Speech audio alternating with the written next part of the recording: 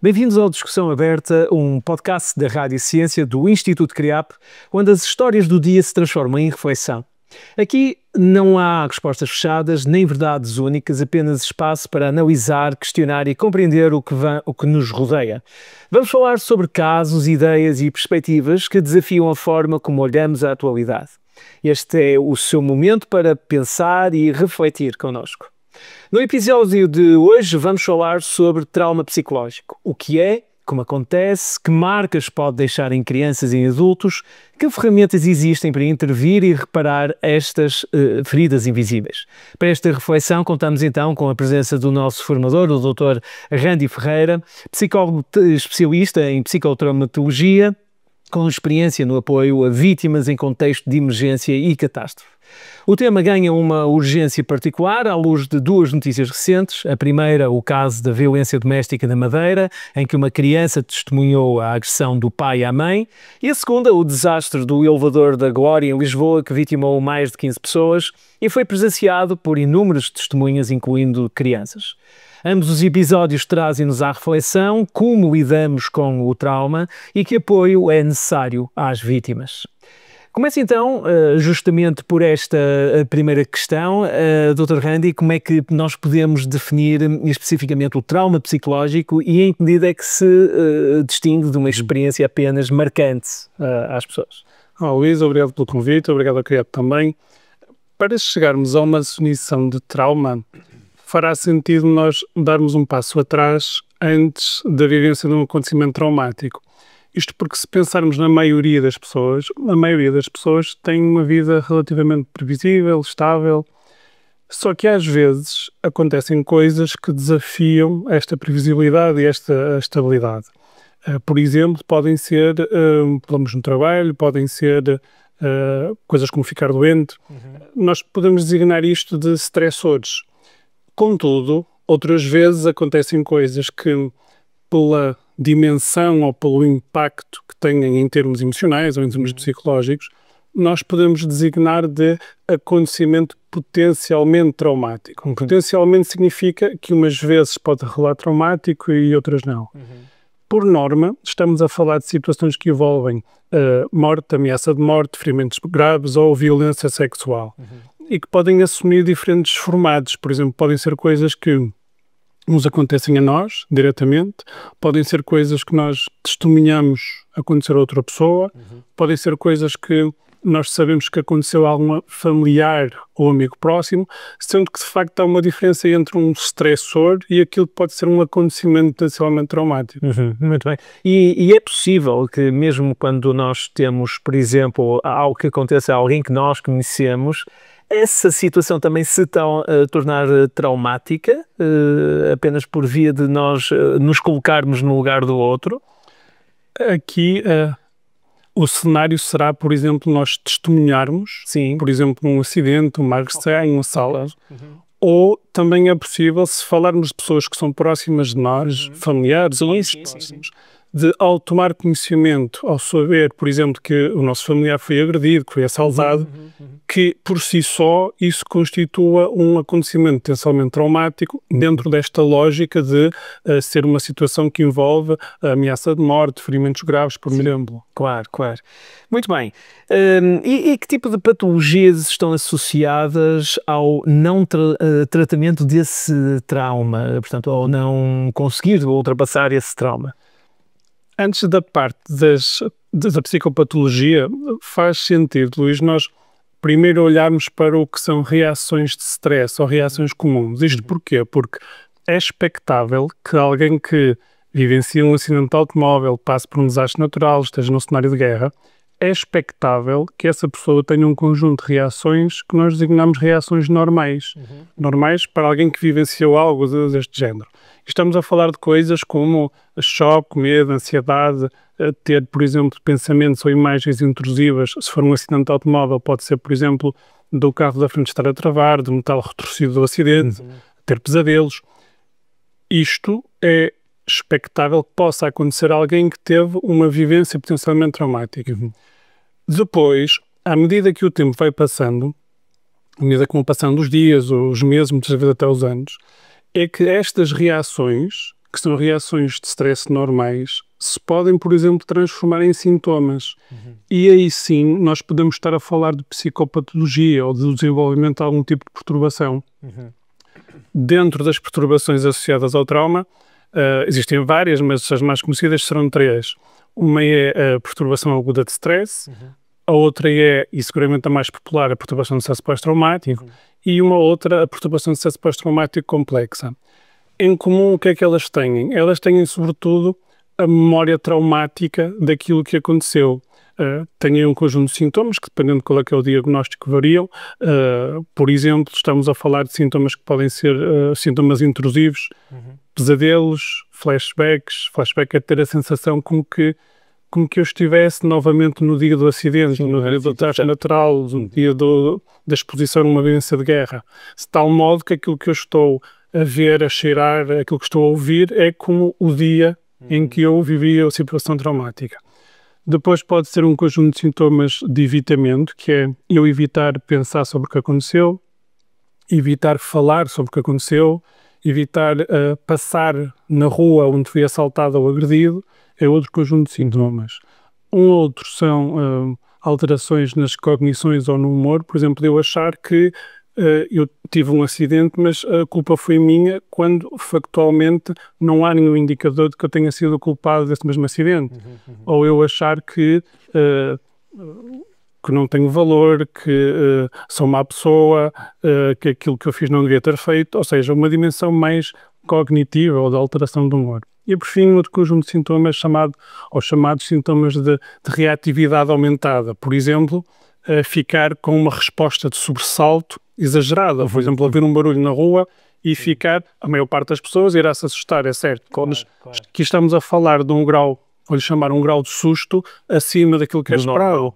De ir na rua e estar muito hipervigilante em relação a tudo, na expectativa de que há um perigo em qualquer lado. Portanto, estas perturbações, as mais conhecidas, perturbação aguda de stress, perturbação de stress pós-traumático e perturbação de stress pós-traumático complexa, têm este conjunto de sintomas, é certo que há algumas nuances.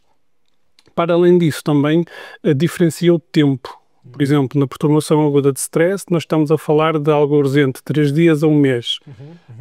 A seguir a isso, entrará a perturbação de stress pós-traumático, que é após um mês, ou, por exemplo, no caso da perturbação de stress pós-traumático complexo, falamos sobretudo de um tipo de eventos ou acontecimentos traumáticos de caráter interpessoal, ou seja, estamos sobretudo a falar de situações que envolvem, na maior parte das vezes, ou vários episódios de trauma interpessoal, pode ser agressão, violação, perseguição, este tipo de coisas, ou então um único, mas de forma contínua. Por exemplo, se nós pensarmos em alguém que é ou que tem história de exposição à violência doméstica há anos e anos, ou de perseguição, ou de tortura, aí estamos a falar, eventualmente, num possível quadro ou diagnóstico de perturbação de stress pós-traumático complexo. Complexo, muito bem. Uma questão, é comum acontecer em situações de trauma, acontecer que nos esqueçamos dessa situação, ou seja, do trauma ser de tal forma doloroso e complexo que o nosso cérebro o tenta esquecer e apagar da nossa memória. Isso acontece? É possível, porque nós muitas vezes estamos a falar de experiências que são grotescas ou de caráter atroz, o que significa que uma das formas, é quase como se uma das formas do nosso cérebro nos proteger é nos desligando, e muitas vezes acontece um fenómeno que é um fenómeno de dissociação da experiência. E para além disso, dentro dos critérios da perturbação de stress pós-traumático, existe um dos critérios que é a possibilidade da pessoa não ter a recordação da memória traumática, daquilo que aconteceu. Ou então, que é mais comum, por exemplo, a pessoa querer se lembrar exatamente do que aconteceu e sentir que tem falhas ou buracos na narrativa da memória. Portanto, é possível, ou seja, é possível alguém passar por um acontecimento traumático e ou não ter acesso à memória traumática, não é muito comum, mas é possível. Sim. Ou então de a memória estar com buracos. Aliás, mesmo quem tenha quem consiga aceder à memória traumática, na maior parte das vezes ela está fragmentada e manifesta-se, por exemplo, nos flashbacks. Os flashbacks muitas vezes têm esse caráter de fragmento, de fragmentação, que normalmente nós associamos a ser visual, mas que também pode ter outros contornos como o auditivo, como o olfativo, também, por exemplo. Sim, muito bem. Uma outra questão também que lhe queria colocar é que tipo de intervenções psicológicas poderão ser mais eficazes na intervenção no trauma? Que tipo de passos é que se podem ser dados nessa intervenção? Atualmente, na investigação dentro da área da psicotraumatologia, e se pensarmos numa espécie de linha de tempo, nós temos já um corpo robusto de recomendações para a parte clínica, algumas sugestões para a parte da crise, e a parte do meio é um pouco mais, vou-lhe chamar, complexa de tomar a decisão qual é que é a melhor ferramenta para intervir. Então, se pensarmos nesta, vamos chamar a linha de tempo, se nós estivermos a falar daquilo que é a fase de crise, a fase aguda, ou seja, a fase de alguém que acabou de vivenciar um acidente, um assalto, uma agressão, na fase aguda, de um ponto de vista de intervenção, aquilo que atualmente é recomendado é a utilização de primeiros socorros psicológicos. Normalmente eles têm dois objetivos. Um é ajudar a estabilizar se for necessário, ou seja, estabilizar a pessoa que possa estar em choque, com ansiedade, com medo, e por outro lado promover a funcionalidade. O que é a funcionalidade? É ajudar a pessoa a tomar decisões, por exemplo, depois de um acidente, a quem é que vai ligar, o que é que vai fazer a seguir, quem é que vai buscar os filhos à escola, tendo em conta que a pessoa ia buscar os filhos à escola e depois já não consegue ir, ou seja, ajudar a reestruturar um pouco a vida. Exatamente, ou seja, para aquele, vamos chamar, momento, ou para aquelas horas, eventualmente dias, mas sobretudo horas, como é que a pessoa pode estar funcional? E aqui os primeiros socorros psicológicos são uma opção. Depois, para a fase mais... não é bem uma fase, mas para uma parte mais clínica, ou seja, quando a pessoa já desenvolveu um conjunto de sintomas, eventualmente tem um diagnóstico, perturbação aguda de stress, perturbação de stress pós-traumático, perturbação de stress pós-traumático complexa, aqui a investigação é sólida e nós sabemos que existe um conjunto de terapias que tem maior probabilidade de ser bem-sucedida. E são terapias designadas de terapias centradas no trauma. Significa o quê? Significa que de algum modo, ou em diferentes formatos, dependendo de qual é a terapia, vão abordar aquilo que aconteceu. Por exemplo, estas terapias que estão normalmente no topo das recomendações, todos os anos, ou quase todos os anos, dentro da área de psicotraumatologia existem organizações que emitem guidelines para a intervenção. E normalmente as intervenções que estão no topo dessas recomendações são três. Uma é a terapia de exposição prolongada, que é sobre a memória do trauma. Outra é a terapia de processamento cognitivo, que é sobre o que eu penso acerca do que aconteceu. E uma outra é a terapia EMDR, trabalho com a nossa rede de vivências, neste caso em particular a vivência traumática. E nós sabemos que ao utilizar uma destas três terapias, a probabilidade de sucesso é maior. Também sabemos outras coisas, por exemplo, nós sabemos que aquela pergunta sobre qual é que é a melhor das três. A resposta é que elas têm uma eficácia e uma efetividade equivalente. Ou seja, significa que nós, por exemplo, podemos apresentar ou propor aos pacientes qualquer uma das três e em conjunto tomar a decisão de qual é que vamos utilizar. Aliás, a investigação também sublinha isso, que é que quando as pessoas têm um papel ativo na decisão sobre qual é que é a terapia que vão usar, que a probabilidade de sucesso ou são maiores. O que é que falta aqui? Falta aquela parte do meio. O que é a parte do meio? Aqui a parte do meio nós estamos a falar de algures entre passado alguns dias, algumas semanas, em que muitas vezes é difícil decidir qual é que é a melhor intervenção. Porquê? Porque, por um lado, nós temos que respeitar o processo de recuperação natural de cada pessoa. Que tem a sua velocidade, cada pessoa. Exatamente. Por outro lado, temos de estar atentos se as reações se estão a transformar em sintomas e muitas vezes é difícil de tomar a decisão sobre intervir, não intervir e com que tipo de intervenção.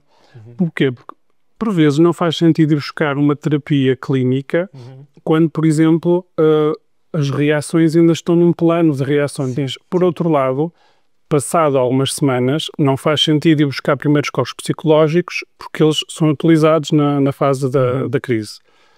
Contudo, aqui existem algumas sugestões de intervenção, em particular uma chamada competências para a recuperação psicológica, que aquilo que faz é procurar mobilizar este processo de recuperação natural, por exemplo, através da promoção da nossa rede de suporte social. Aliás, nós sabemos, isto não só na área do trauma, mas da saúde mental em geral, que o suporte social é um dos fatores que tem maior peso e que pode ser ou fator de risco ou fator protetor.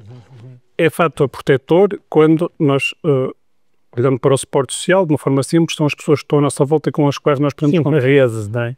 Se estão lá pessoas e nós podemos contar com elas, é um fator protetor. Claro. Se não estão lá pessoas e nós não podemos contar com elas, é um fator de risco. Claro. Portanto, estas competências para a recuperação psicológica, entre outras coisas, uma das coisas que fazem é procurar mobilizar esta rede de suporte social. Portanto, para a fase da crise, temos primeiros socorros psicológicos, consensualmente dentro da comunidade da área da psicotraumatologia é recomendação. Depois temos esta fase intermédia que é difícil muitas vezes tomar a decisão sobre que intervenção é que vamos usar, mas podemos usar as ferramentas, as competências para a recuperação psicológica, e depois mais adiante, se estivermos a falar de sintomas e de perturbações, aí temos terapias centradas no trauma e é a área onde nós temos já um corpo robusto de evidências que nos permitem ir buscar qualquer uma daquelas 3 terapias que eu falava no início. Muito bem. Em termos das ferramentas existentes e que agora focou algumas e focou diretamente nos profissionais da área da psicologia, mas a sociedade civil também, e é normalmente a primeira a responder quando, e viu-se agora na ideia do desastre do Elevador da Glória, como é que a sociedade civil pode também ter aqui algum tipo de informação que permita ser usada como ferramenta para estes primeiros socorros psicológicos? A pergunta é boa, sobretudo porque quando nós falamos, por exemplo, de primeiros socorros psicológicos, embora esteja lá a palavra psicológicos, na verdade qualquer pessoa pode implementar primeiros socorros psicológicos. É muito paralelo àquilo que é o suporte básico de vida, ou seja, qualquer pessoa pode pode prestar apoio em termos de suporte básico de vida. Portanto, aqui o raciocínio é o mesmo. Portanto, qualquer pessoa pode ter formação em primeiros socorros psicológicos e implementá-los. A questão é, então, mas e se alguém não tiver formação em primeiros socorros psicológicos? A questão é que esta ferramenta, com este nome pomposo, primeiros socorros psicológicos, na verdade são um conjunto de ações que a maioria das pessoas já coloca em prática, não lhes chamando de primeiros socorros psicológicos. Estamos a falar de coisas como, por exemplo, ter a certeza que estamos a ajudar alguém que, se for na sequência de um acidente, que a pessoa não está na faixa de rodagem, ou seja, assegurar a segurança. Ter, por exemplo, ou procurar identificar o que é que a pessoa precisa no momento. Umas pessoas vão precisar de uma garrafa de água, outras vão precisar de contactar um familiar. Sim. E isto, a maioria da população, não é? Sim, isto a maioria das pessoas fará quando está a prestar apoio a outra pessoa. Outra coisa é assegurar que aquela pessoa, quando nós, por exemplo, deixarmos de estar com ela, que está com alguém conhecido, com algum familiar. Sim. Isto são coisas que estão dentro dos primeiros socorros psicológicos, mas que, à partida, a maioria de nós já as pôs em prática. Sim. O que é que muda quando se faz primeiros socorros psicológicos? Muda a intencionalidade com que fazemos as coisas e, em particular, quase como se fosse o esquema mental que nós temos, ou ter formação de primeiros socorros psicológicos, para pôr isto em prática. Ou seja, é possível qualquer pessoa fazer este tipo de coisas, é possível qualquer pessoa ter formação em primeiros socorros psicológicos, e se pensarmos, por exemplo, em desastres, e a título de exemplo, o descarrilamento no Elevador da Glória, recentemente, quando nós espeitamos as imagens, o que nós vemos no imediato são transeuntes a procurar socorrer. Sim. Isto é comum em descarrilamentos, em terremotos, em desastres naturais. muito antes até, por exemplo, de chegarem aos operacionais, assim fora, são as pessoas que estão por perto, se forem desastres naturais, portanto, é muito com os vizinhos, estarem apoio. Aqui muitas vezes pode ser um apoio de tirar a pessoa de uma situação de perigo, em termos mais físicos, mas também esta parte mais, vamos chamar de apoio emocional. Claro. Portanto, se a comunidade em geral, a comunidade civil em geral, pode ter um papel importante, pode, não só nesse momento, ou seja, não só no momento, vamos chamar da crise, mas depois também naquela parte da mobilização do processo de recuperação natural, que é o quê? Que é, à medida que vão passando os dias, as semanas, de, por exemplo, isto vê-se muito em contexto de desastre natural, que é o papel dos vizinhos, por exemplo, na limpeza das ruas, na reconstrução das casas. E no limite, por exemplo, estes mesmos vizinhos, familiares, ou o que é que sejam, porque são pessoas que nos conhecem, de perceber se a forma como nós estamos a vivenciar passado um mês, 2, 3, ou a forma como nós estamos a reagir às coisas, se é comum ou não. Ou seja, por exemplo, se nós achamos que o nosso familiar, que antes era muito extrovertido, muito falador, estava bastante cheio de redes sociais, sim, ou seja, também funciona muito quase como se fosse um processo de monitorização. Barotos. Sim, e podem, por exemplo, sugerir a procura de apoio psicológico. Claro. Faz todo sentido, claro que sim. Sr. Doutor, uma última questão, e olhando também mais uma vez para estes casos que falamos, consegue vislumbrar aqui boas práticas que foram implementadas no terreno ou falhas? Da informação disponível, se pensamos, por exemplo, no descarrilamento do Ilha da Glória, no imediato e no cenário português, os colegas que estão mais habilitados e mais capacitados para, por exemplo, emergência psicológica, primeiros socorros psicológicos, são os colegas do INEM. E eles estiveram no terreno, com este papel também. Portanto, desse ponto de vista mais do imediato, seguramente que as pessoas que beneficiariam de intervenção no âmbito de emergência psicológica que o tiveram. Neste tipo de cenário, depois colocam-se alguns desafios que têm a ver com o depois. O que é o depois? Muitas vezes procura-se, dependendo de qual é que é a entidade que depois está no terreno, ou as entidades que estão no terreno, procura-se fazer um processo de monitorização. Isto porquê? Para conseguir triar ou destrinçar quem é que são as pessoas que, passado alguns dias, algumas semanas, estão neste processo de recuperação natural, mobilizando os seus recursos, ou são pessoas que o lado mais das reações se possa estar a transformar em sintomas. Então, nós olhamos para duas coisas. Por exemplo, uma coisa é o prejuízo funcional. O prejuízo funcional é se as reações que a pessoa está a ter estão a interferir com o sono, a alimentação, a interação com os outros, provavelmente, e se isto se prolongar semanas, nós podemos estar a falar de alguém que precisa de um acompanhamento mais de uma lógica clínica. Claro. Portanto, que é que vamos chamar, esta possibilidade de monitorizar pessoas que vivenciaram um desastre, ou seja, a vivência coletiva de um trauma, normalmente é uma das boas práticas. Para quê? Para assegurar que as pessoas tenham acesso ao tipo de intervenção que necessitam, porque umas vão precisar de ter espaço para os seus processos de recuperação natural terem espaço, outras podem precisar de ferramentas não clínicas, como as competências para a recuperação psicológica que eu falava há pouco, é mobilizar a rede de suporte social, eventualmente outras podem precisar de ferramentas mais clínicas. O que nós sabemos também, que a investigação nos diz, é que quando nós falamos de cenários grandes, ou seja, de vivência de um acontecimento traumático coletivo, a investigação diz-nos que até 30% das pessoas que vivenciaram podem desenvolver problemas de saúde mental graves, ou, por outras palavras, podem precisar de um tratamento psicológico ou terapias. Portanto, significa o quê? Significa que a maioria das pessoas, seja por este processo de recuperação natural, seja pela mobilização das suas estratégias, vai conseguir encontrar uma forma de lidar com o que aconteceu, recuperar e seguir em frente.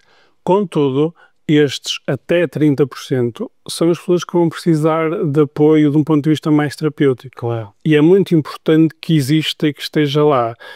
Por outro lado, também é muito importante, aqui fazendo um paralelo, por exemplo, com um dos cursos do CRIAP, de trauma psicológico, a especialização.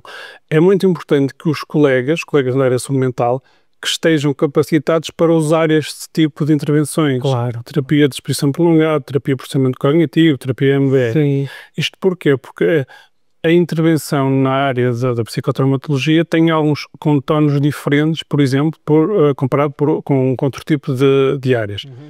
Portanto, respondendo à questão sobre que ferramentas se podem usar, vai depender da linha de tempo, vai depender se estamos a falar de reações, vai depender se estamos a falar daquele período intermédio que é complexo em termos de qual é que é a ferramenta que vamos usar, ou se estamos a falar já mais numa perspectiva clínica. Agradecemos ao Dr. Randy Ferreira a sua presença e reflexão, e a si que nos acompanha neste primeiro episódio do Discussão Aberta. Voltamos em breve com novos temas que desafiam a forma como olhamos a atualidade. Até lá, e se tiver interesse em explorar estes e outros temas ao nível da nossa formação especializada, consulte a nossa oferta em www.institutocreap.com. Obrigado e até ao próximo episódio. Instituto CRIAP. Juntos construímos o seu futuro.